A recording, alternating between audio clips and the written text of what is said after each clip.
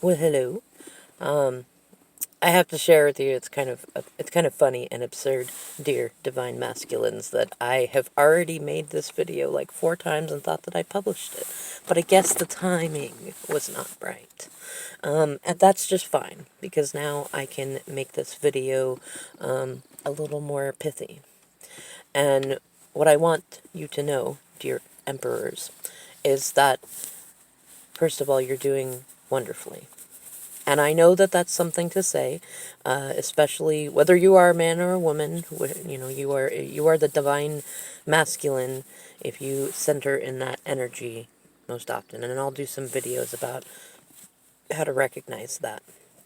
But I recognize that most of you coming to this video, whether you just started or whether you are just emerging from your resurrection into enlightenment, that you have dived deep into your dark night of the soul, which means that you have been lustful and hedonistic and all about yourself, and you've probably been an incredible jerk to your divine feminine and other feminines, and have looked in the mirror and realized you do not like who you have been.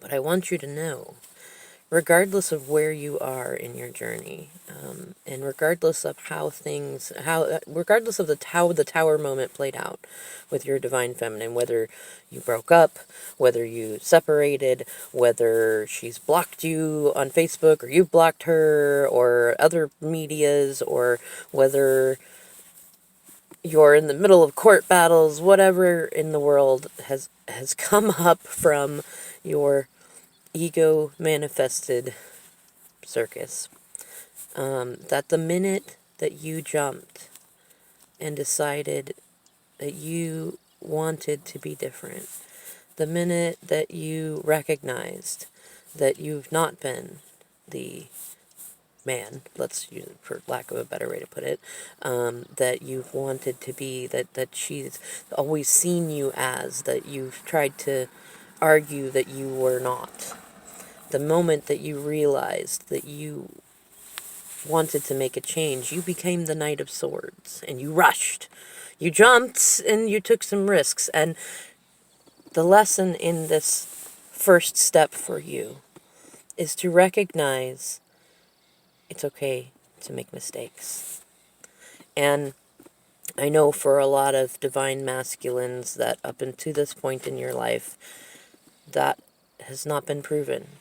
You've probably grown up with a lot of toxic femininity and toxic masculinity, and when mistakes were made, both from the time that you were a little child up to now, you have been punished for every mistake that you have made, and often abandoned right after you have made it. And part of the reason for the big tower moment that you had with your divine feminine was to trigger those fears, because those fears that you are not allowed to make a mistake have been what has been keeping you in codependency. And it's time for that to heal. And so your step one is to embrace your dark side, forgive yourself, accept that you have made mistakes. And a lot of those mistakes have not even been your mistakes. They have been mistakes that your parents made, that your siblings made, that your exes made, things like that. You've not even really taken the time to stop and know who you are and what you want. And that's not your fault. It's not. It's never anybody's fault that they get locked into the toxic cycles that they do, but it is always your responsibility for you to fix, not to fix, to heal yourself, just as it is my responsibility to heal myself. And so it's time to take ownership. It's time to be accountable. It's time to stand up for yourself. It's time for self-care. And with no irony, your step one, well, you know what, I guess I'm waffling on, do I just create a step two? But it's not, because you reflect your divine feminine just as she reflects you. So your step one is very similar to hers. Stop helping anyone. The world will not fall down. They will get up on their feet. And actually, as much as they might, whomever it is, whether it's your divine feminine or a karmic that you're mixed up with, or a coworker, a friend, a family member, whoever it is, the world will not end for them. They will get up on their own 2 feet. And actually, just as you did the right thing when you jumped into the mess that you're in, you will help them stand up on their own 2 feet. You will effectively become the wind beneath their wings by not helping anymore. By letting go of what is actually toxic femininity to be a yes man or a yes ma'am. And I'll do some more videos on that.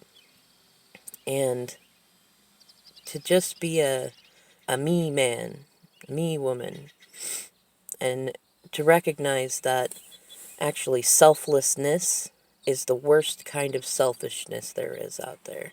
And it's not even very selfless. And self-care, self-focus, that's where you transcend ego. That's where you get to a state of healing where you really can help people. Where you really can end the toxic cycles and become the divine masculine that your divine feminine has always been pointing out to you, that you have been so cynical about saying, no, I'm not, or that's not me, or I don't know what you're looking at. It's in there. She's right. She ain't stupid. She don't choose just anybody. She knows who her divine masculine is. And other people see it too. Once you stop trying to help everybody else and you stop using other people's needs as excuses for working on you, and you finally confess to yourself that you do love yourself and that you do need to work on you, then